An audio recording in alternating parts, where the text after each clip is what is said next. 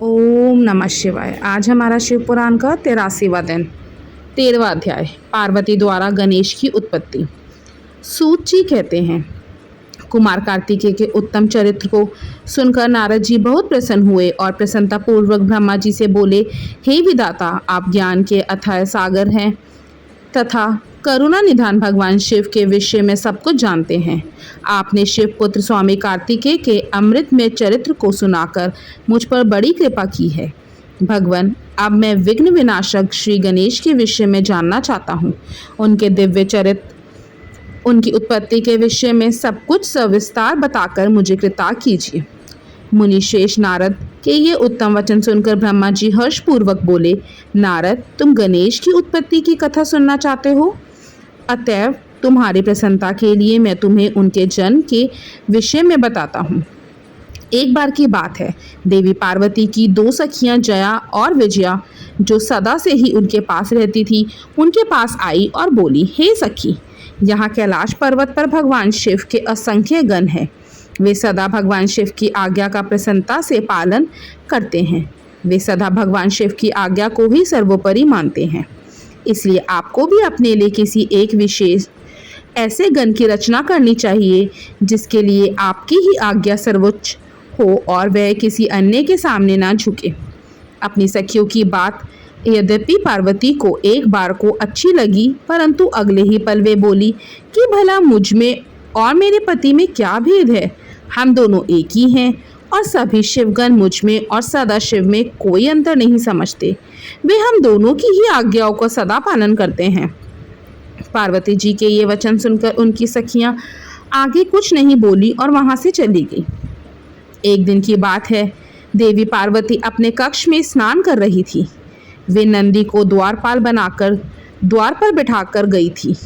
तभी कक्ष में भगवान शिव का प्रवेश हो गया, क्योंकि नंदी अपने आराध्य शिव को अंदर आने से रोक ना पाए। देवी पार्वती को उस समय बड़ी लज्जा महसूस हुई। इस घटना के उपरांत पार्वती को अपनी सखियों द्वारा दिए गए सुझाव का स्मरण हुआ।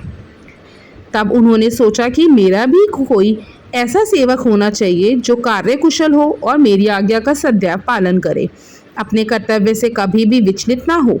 ऐसा विचार करके उन्होंने अपने शरीर के मल से शुभ लक्षणों से युक्त उत्तम बालक की रचना की। वह बालक शोभा संपन्न, महाबली, पराक्रमी और सुंदर था। पार्वती जी ने उसे सुंदर वस्त्र और आभूषणों से विभूषित करके उसे अनेक आशीर्वाद दिए। पार्वती ने कहा कि तुम मेरे पुत्र हो, तुम्हारा नाम गणेश है। पार्वती जी के ये वचन सुनकर वह तेजस्वी बालक गणेश बोला, हे माता, हे जननी, आज आपने मुझे इस जगत में उत्पन्न किया है। आज से मैं आपका पुत्र हूँ। मैं आपको बारंबार नमस्कार करता हूँ। मेरे लिए अब क्या कार्य है बताइए, मैं उसे अवश्य पूरा करूँगा। तब देवी पार्वती बोली, हे पुत्र गणेश, आज से तुम मेरे द्वारपाल बन जाओ।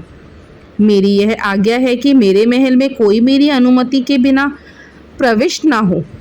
कोई कितना भी हट क्यों ना करे, तुम उसे अंदर नहीं आने देना।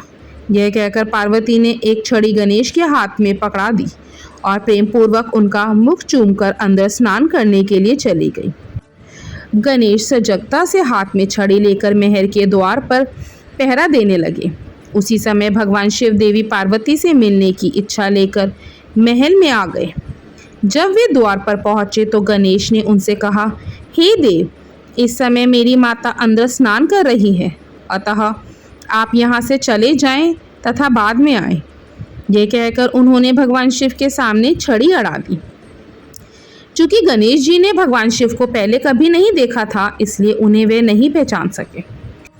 यह देखकर भगवान शिव को क्रोध आ गया और वे बोले, ओ मूर्ख, तू मुझको अंदर जाने से रोक रहा है। तू नहीं जानता कि मैं कौन हूँ? मैं शिव हूँ।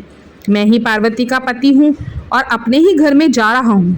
यह कहकर जैसे ही भगवान शिव आगे बढ़े, गणेश जी ने उन पर छड़ी से प्रहार कर दिया।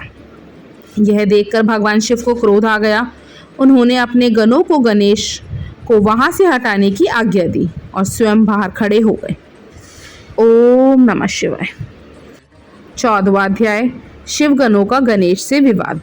ब्रह्मा जी बोले, नारद, शिवगण अपने प्रभु भगवान शिव की आज्ञा पाकर द्वार पर पहुंचे और द्वारपाल बने गणेश को वहां से हट जाने के लिए कहा, परंतु जब गणेश ने हटने से साफ इनकार कर दिया और शिवगणों को डांटा फटकारा तो वे भी गणेश से लड़ने लगे और बोले, ओ मूर्ख बालक, अगर तू अपने प्राणों की रक्षा करना चाहता है तो अभी और इसी वक्त महल के द्वार को छोड़कर यहाँ से चला जा, अन्यथा दंड पाने के लिए तैयार हो जा। यह देखकर गणेश को क्रोध आ गया और वे कठोरता पूर्वक शिवगणों से बोले कि तुम इसी समय यहाँ से दूर चले जाओ, वरना मेरे क्रोध को भुगतने के लिए तैयार हो जाओ। गणेश की बातें सुनकर शिवगण हंसने लगे। फिर द्वारपाल श्री गणेश को डांटते हुए बोले, मूर्ख, हम भगवान शिव के गण हैं और उनकी आज्ञा से ही तुम्हें यहाँ से हटने के लिए कह रहे हैं। अब तक तुम्हें बालक समझकर हम छोड़ रहे थे, परंतु तुम तो बहुत ही हठी बालक हो, जो मानने को बिल्कुल भी तैयार नहीं हो। अभी भी कहते हैं कि शीघ्र ही यहाँ से हट जाओ, अन्यथा मार दिए जाओगे। शिवगणों के इन वाक्यों को सुनकर श्री गणेश जी अत्यंत क्रोधित हो गए। उन्होंने शिवगणों को डांटा और धमकाकर वहां से भगा दिया। उनके इस प्रकार डांटने से शिवगण भयभीत होकर वहां से भागकर भगवान शिव के पास वापस आ गए। वहां जाकर उन शिवगणों ने अपने स्वामी भगवान शिव को जाकर सारी बात बता दी। यह सुनकर भगवान शिव ने क्रोधित होकर श्री गणेश को द्वार से हटाने का आदेश अपने गणों को दिया। शिवगण पुनः द्वार पर पहुंचे और गणेश को हटने के लिए कहने लगे, परंतु गणेश ने वहां से हटने से साफ इनकार कर दिया। गणेश निर्भय होकर उन गणों से बोले, मैं पार्वती का पुत्र हूँ और तुम भगवान शिव के गण हो। हम दोनों ही अपनी अपनी जगह अपने अपने कर्तव्य का पालन कर रहे हैं। तुम शिव जी की आज्ञा मानकर मुझे द्वार से हटाना चाहते हो, परंतु मैं अपनी माता की आज्ञा मानते हुए उनकी बिना आज्ञा प्राप्त किए किसी को भी इस द्वार से प्रवेश करने की आज्ञा नहीं दे सकता। अतः मुझसे बार बार द्वार से हटने के लिए ना कहो और जाकर अपने आराध्य स्वामी को इसकी सूचना दे दो। तब शिवगण भगवान शिव के पास गए और उन्हें सब बातों से अवगत करा दिया। भगवान शिव तो महान लीलाधारी हैं, उनकी बातों को समझ पाना अत्यंत कठिन है। यह सुनकर उन्होंने अपने गणों से कहा कि वह छोटा सा बालक अकेला तुम्हें डरा रहा है और तुम इतनी अधिक संख्या में होकर भी उससे डर रहे हो। जाओ, जाकर उससे युद्ध करो और उसे बंदी बनाकर द्वार से के सामने से हटाकर ही मेरे सामने आना। ओम नमः शिवाय।